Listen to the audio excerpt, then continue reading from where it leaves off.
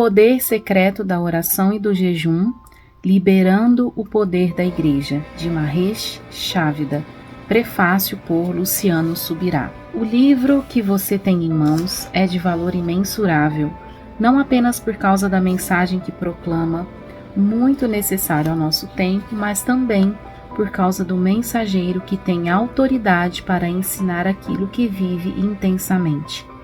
Mahesh Chavda fez por 30 vezes períodos de 40 dias de jejum antes de começar a ensinar sobre o assunto. Posso testemunhar que fui muito encorajado por essa leitura muitos anos atrás a dedicar-me mais intensamente à prática dos jejuns prolongados. Há muitos mitos acerca do jejum, seja na perspectiva doutrinária ou até mesmo na medicinal. Um deles é o de que faz mal à saúde. Obviamente, um jejum, especialmente o prolongado, requer cuidados, tanto para iniciá-lo como para praticá-lo e também para encerrá-lo. Entretanto, praticando de forma correta, nunca será prejudicial à saúde, pelo contrário. O jejum também precisa ser estimulado e, além da pregação e do ensino bíblico que produzem fé, Romanos 10:17, as experiências compartilhadas por quem jejua tanto esclarecem quanto encorajam os outros a adentrar na prática dessa bendita disciplina. Jesus condenou o exibicionismo dos fariseus que faziam questão de parecer contristados aos homens para promover uma aparente espiritualidade. Mateus 6:16-18. Ele não proibiu, como muitos interpretam a sua fala, de se comentar sobre a prática do jejum. Isso seria contraditório ao registro bíblico do jejum que o próprio Jesus fez. Como se sabe que Cristo, que estava sozinho no deserto, fez um jejum de 40 dias? Certamente, porque ele contou. Obviamente que isso não significa que o nosso Senhor tenha saído alardeando sua experiência perante todo mundo, mas que discretamente repartiu sua experiência com os discípulos. E o que dizer dos jejuns coletivos, como o dos líderes da igreja em Antioquia, Atos 13:2-3? Certamente não há como mantê-los em segredo. Nosso Senhor declarou: assim brilhe também a luz de vocês diante dos outros, para que vejam as boas obras que vocês fazem e glorifiquem o Pai de vocês que está nos céus. Mateus 5:16. Se fosse proibida a notoriedade das boas obras, como seria possível resplandecer a luz diante dos outros? Como seria possível aos homens ver as boas obras que praticamos? Penso que o diferencial é encontrado na parte final da declaração de Nosso Senhor: e glorifiquem o Pai de vocês que está nos céus. O ponto em questão é quem recebe a glória, Deus ou o homem. Se agirmos corretamente, o que inclui um alinhamento das motivações do coração, o Pai Celestial será glorificado. Creio que se está chegando a hora, uma estação profética para a nossa geração, de compreendermos e praticarmos o jejum como jamais fizemos. Isso só será possível através do ensino bíblico e do encorajamento prático, não do silêncio. Oro para que esse material cumpra esse papel de estímulo e encorajamento ao jejum em sua vida e boa leitura. Luciano Subirá, pastor da comunidade Alcance, coordenador da Orvalho.com e autor best-seller. Capítulo 1. Qual a resposta para Steve? No início da minha caminhada com Cristo, trabalhei em um hospital para crianças com deficiência mental, em Lubbock, Texas. Exatamente como Jesus foi dirigido ou impelido pelo Espírito Santo ao deserto. Fui impelido a entrar no meu deserto no Texas, uma escola pública para crianças com alto grau de deficiência. Foi um dos lugares mais trágicos em que já estive. Meus dias eram preenchidos com horas de sofrimento, de interação com crianças feridas e despedaçadas num ambiente cheio de odores mais podres que você pode imaginar. As crianças com quem eu trabalhava não tinham controle nenhum de seu esfíncter. Muitas vezes, elas lambuzavam de fezes elas mesmas, as portas e até a mim. Com frequência eu questionava: Senhor, és tu? Realmente me dirigiste até aqui? Logo compreendi que o Senhor me havia levado até lá pela sua soberania para me ensinar sobre Ele mesmo. Aquele lugar em Lubbock, Texas, foi a minha escola particular do Espírito Santo. Na verdade, a maioria dos princípios-chave que uso hoje no meu ministério, aprendi naquele lugar. Havia ali centenas de criancinhas e a maioria delas basicamente rejeitadas ou descartadas pelos próprios pais. Embora oficialmente fossem guardadas pelo Estado, na verdade eram pedacinhos de humanos feridos que ninguém queria ou reivindicava. O Senhor me disse: minha palavra diz, ainda que te abandonem pai e mãe, eu te acolherei. Quero que você vá e ame esses pequeninos e seja meu embaixador do amor. Então eu fui. Nas primeiras 9 horas, eu trabalhava com as crianças do ambulatório, que podiam andar. Depois, ia para a ala daquelas que não eram capazes de andar, trabalhar com os bebês deficientes mentais. Muitas de suas mães eram dependentes químicas de heroína e outros chegaram lá depois de terem sido brutalmente atacados e feridos por pais alcoólatras em uma crise de raiva ou delírio alcoólico. Esses bebês ficavam em pequenos berços até serem grandes demais para permanecerem ali. Eu pegava aqueles bebês em meus braços, abraçava-os e gentilmente embalava-os em uma cadeira de balanço. Enquanto orava em línguas, minha língua de oração do Espírito, eu sabia que Jesus os amava e sabia que tinha de amá-los também. Era como se Jesus tivesse partido meu coração e colocado um pedacinho dele dentro de mim. Eu verdadeiramente amava aqueles pequeninos. O Senhor começou a curá-los. De repente, descobri que esses pequeninos, que supostamente nunca deveriam andar, estavam andando. Uma garotinha que tinha uma ficha médica confirmando que nascera cega havia começado a enxergar e a responder visualmente. Todas as vezes que eu entrava em seu quarto, mesmo que não fizesse nenhum barulhinho, ela se virava, olhava para mim e estendia seus braços. É verdade, o Senhor começou a curar aquelas crianças.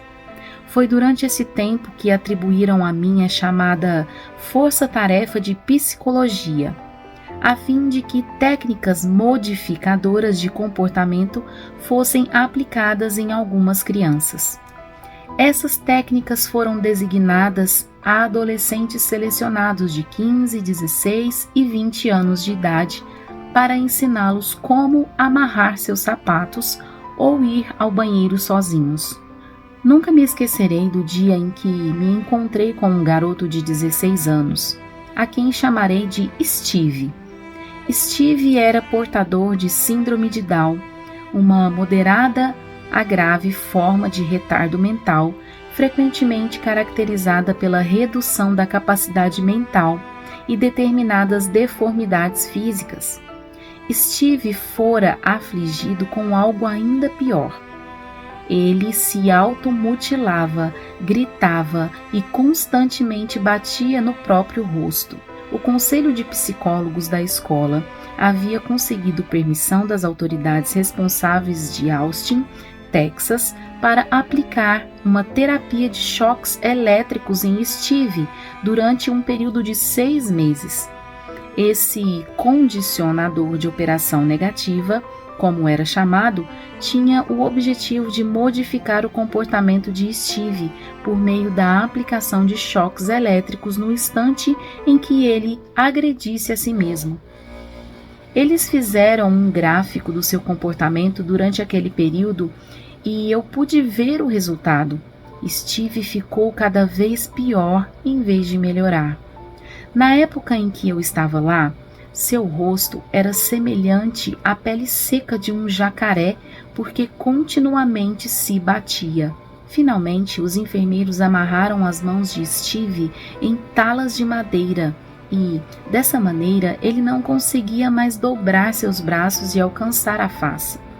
O único problema foi que as outras crianças do seu dormitório inventaram uma brincadeira quando descobriram que Steve tinha as mãos amarradas ao lado do corpo. Elas corriam por detrás de Steve e o empurravam com tanta força que ele perdia o equilíbrio e acabava caindo.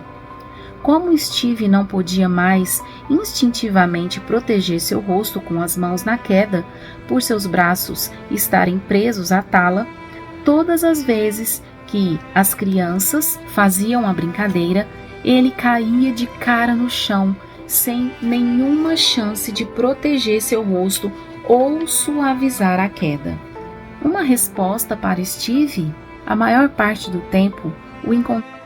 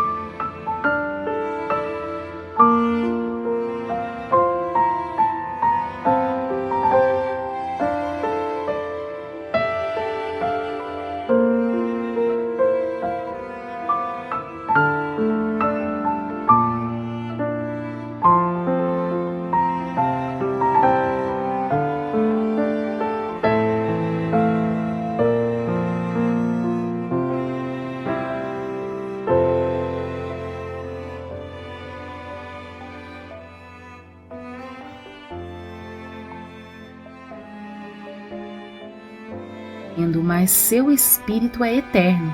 Gostaria de lhe dizer que sou um servo do Senhor Jesus Cristo. Estou aqui para pregar as boas novas para você. Queria que você soubesse que Jesus Cristo veio para libertar os cativos. Então eu disse: em nome de Jesus, espírito maligno da mutilação, saia em nome de Jesus. De repente, o corpo de Steve foi arremessado a aproximadamente 2,5 metros de altura, depois caiu no chão e ele deu um grande suspiro. Imediatamente senti um cheiro forte de ovo podre e de enxofre queimado, que aos poucos foi desaparecendo da sala. Rapidamente corri na direção de Steve, carreguei-o nos meus braços e retirei as talas de madeira enquanto ele me olhava com aqueles olhos enormes.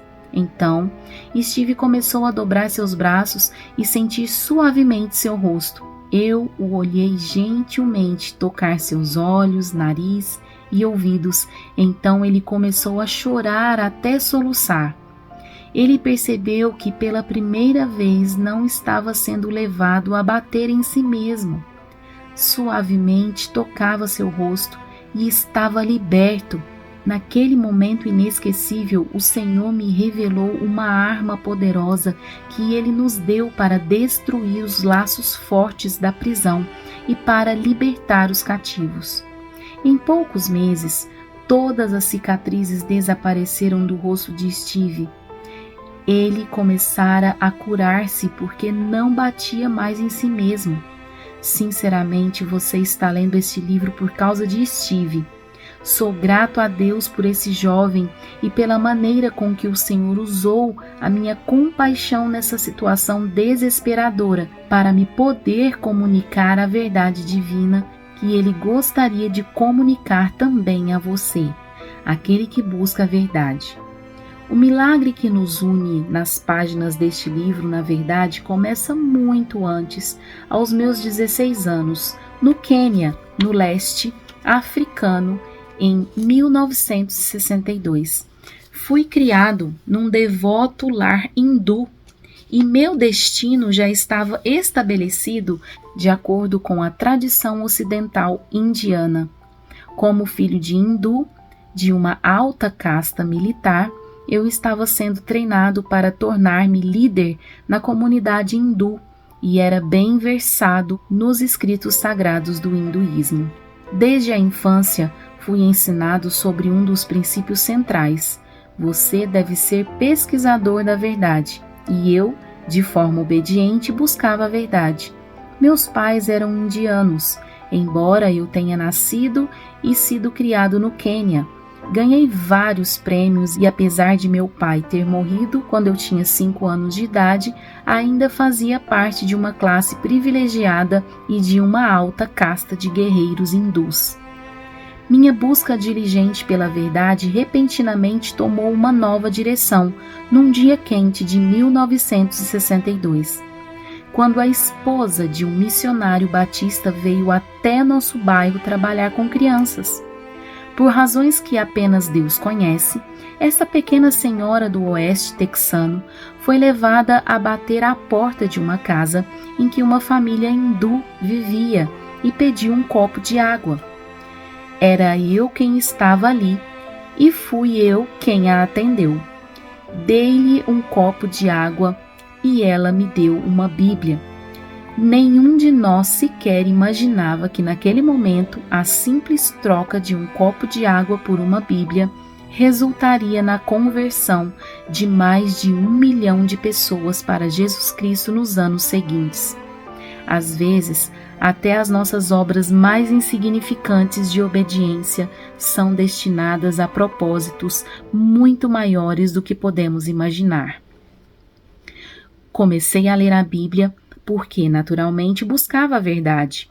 Foi dessa maneira que conheci a estranha figura sobre quem eu lia. Seu nome era Jesus Cristo. Como pesquisador da verdade, a incrível declaração desse homem santo me cativou. E conhecerão a verdade, e a verdade os libertará. Eu disse, sim, é isso mesmo, e li mais atentamente o livro de João. Quando li a passagem em que Jesus disse em João 14,6, eu sou o caminho, a verdade e a vida, ninguém vem ao Pai a não ser por mim. Caíram as escamas que cegavam os olhos deste hindu compromissado com a casta de guerreiros, orgulhoso dessas tradições. Eu buscava a verdade e, de repente, vi que Jesus Cristo era e é a verdade. Mas, mesmo assim, não recebi Jesus como Senhor e Salvador imediatamente. O preço era alto demais. Apesar do que lera na Bíblia, fiquei questionando se deveria me tornar um cristão por causa do preço que deveria ser pago, pois ele me parecia alto demais.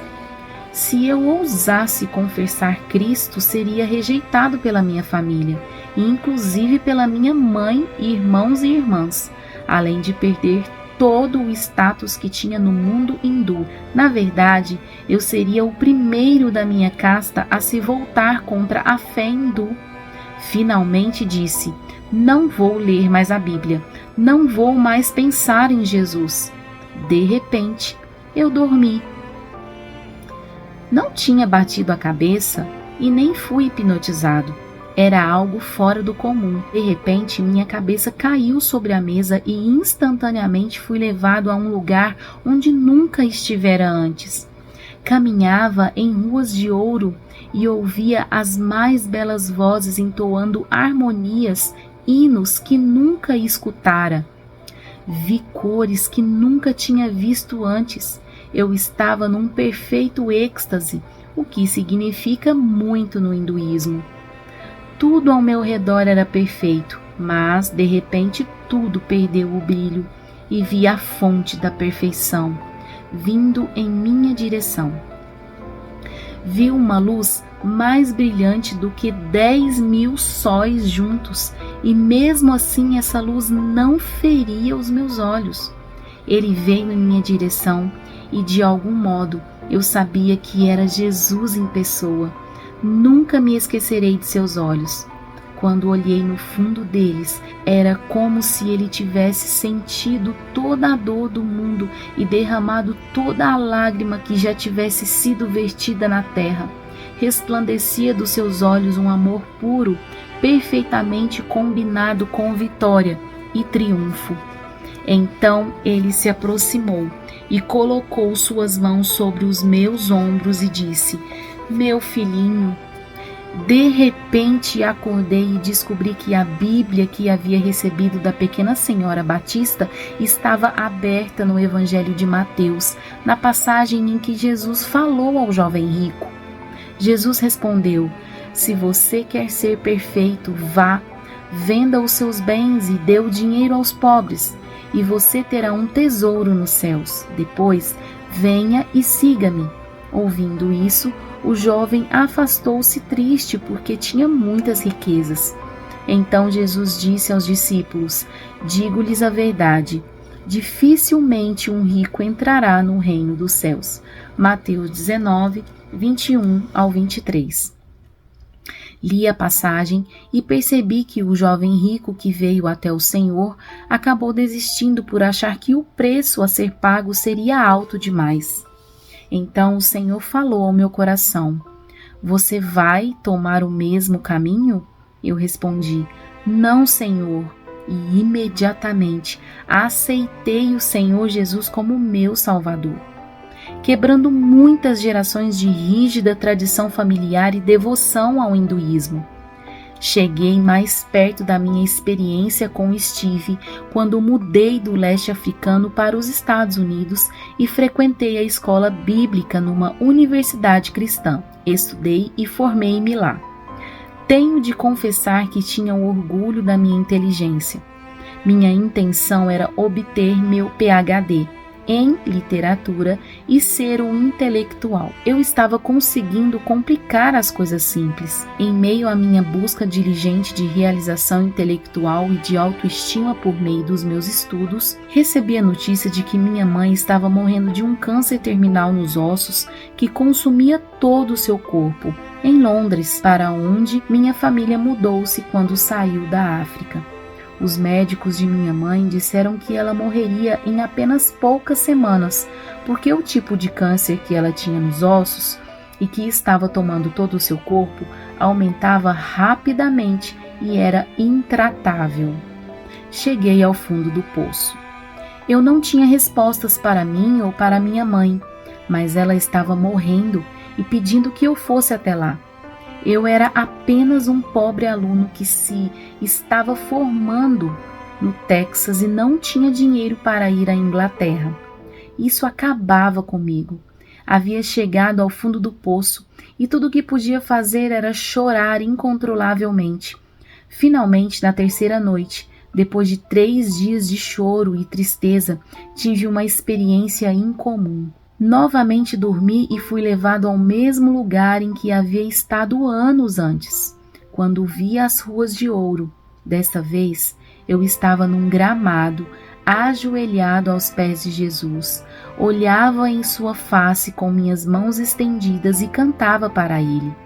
Jesus colocou suas mãos nos meus ombros e fiquei surpreso ao perceber que estava cantando para ele numa língua inteligível.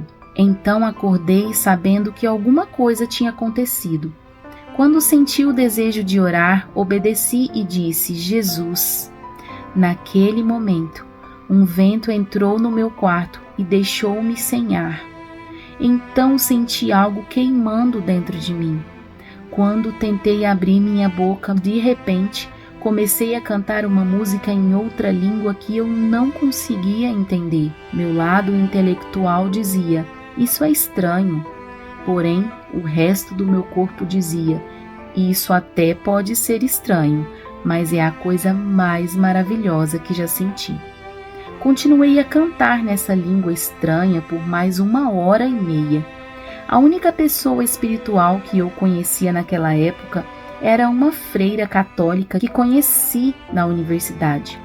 Eu mal podia esperar para conversar com alguém sobre o que havia me acontecido, então corri para encontrar a irmã Marcha.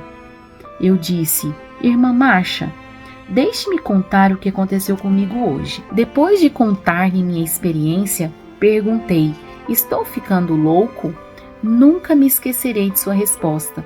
Ela colocou seus livros sobre a mesa, olhou para mim com alegria e disse: louve ao Senhor, meu irmão. Você foi batizado com o Espírito Santo. O Espírito Santo tornou-se muito real para mim daquele dia em diante. Ele começou a falar comigo e rapidamente percebi que ele é uma pessoa. Ele começou a me falar sobre Jesus. Ele disse: Jesus Cristo é o mesmo ontem, hoje e para sempre. Eu ainda não havia lido essas palavras em Hebreus 13:8. Então eu disse: como assim? Ele respondeu: Jesus é o mesmo ontem, hoje e para sempre. Ore pela sua mãe. Desta vez eu disse sim. Outra vez ele falou: Jesus Cristo é o mesmo ontem, hoje e para sempre. Finalmente eu disse: Senhor, o que está tentando me dizer? Ele respondeu: Jesus curava há 2000 anos. Ele ainda cura hoje. Quando perguntei: o que o Senhor quer me dizer com isso? Ele disse: ore por sua mãe. Já que eu não sabia de nada, não havia sido ensinado que a cura não era para hoje. Orei por ela como Deus havia me dito. Poucos dias depois, recebi a notícia de que minha mãe havia sido completamente curada da doença terminal. Minha mãe viveu mais 24 anos depois daquela cura e recebeu Jesus Cristo antes de falecer. Quando recebi o batismo do Espírito Santo, ele começou a me guiar. Isso foi quando ele me levou para Lubbock, Texas, onde conheci Steve e muitas outras crianças preciosas que tinham uma grande necessidade do amor e do poder de Deus.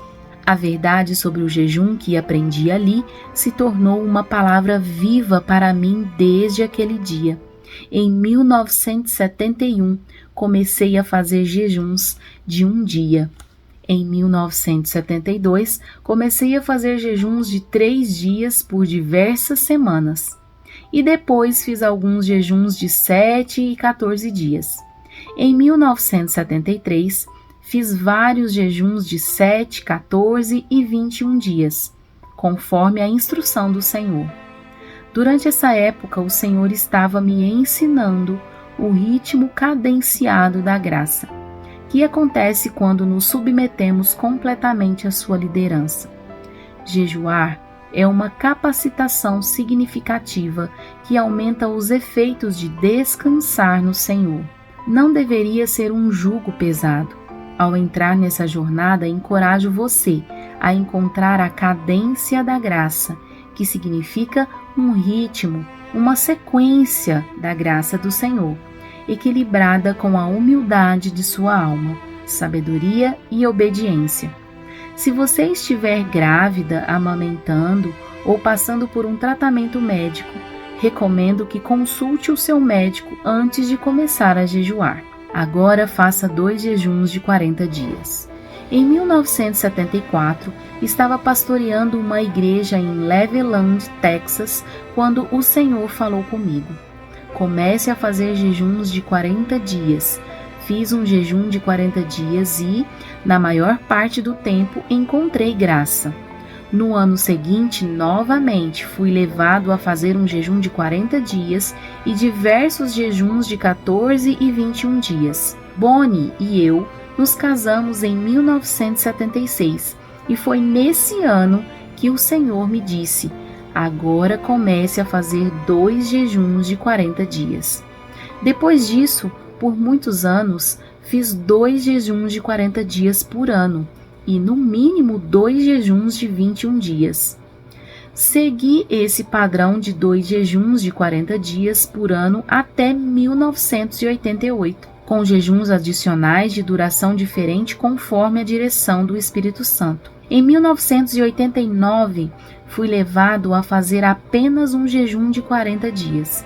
No total, fui levado pelo Espírito Santo a fazer 30 jejuns de 40 dias separadamente. Nos primeiros 19 jejuns, eu me permitia apenas beber água. Depois, o Senhor permitiu que eu começasse a tomar sucos.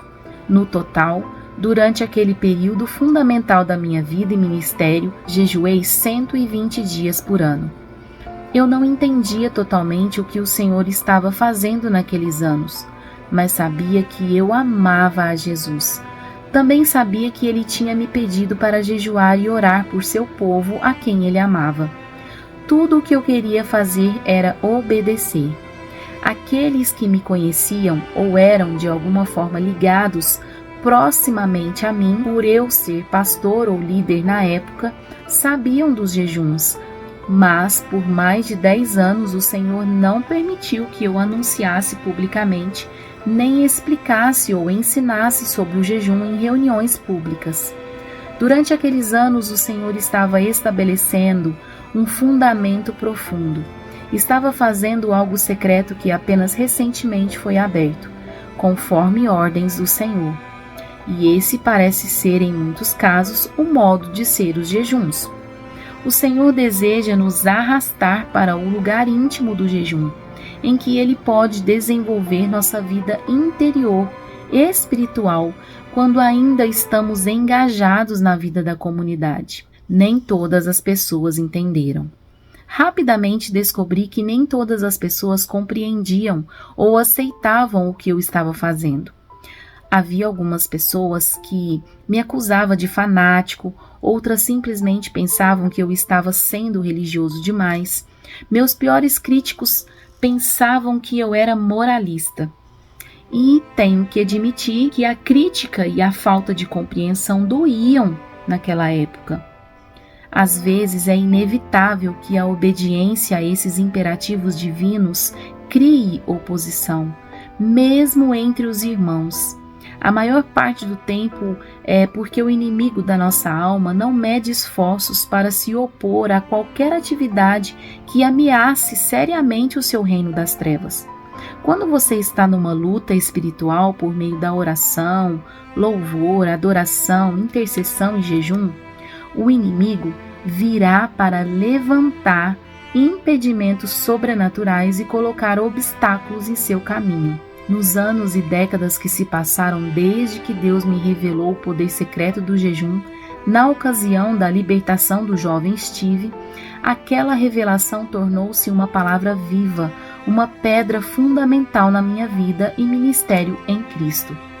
Hoje compreendo que Deus me deu um mandamento para ajudar a restaurar essa verdade sobre o jejum na sua igreja do final dos tempos.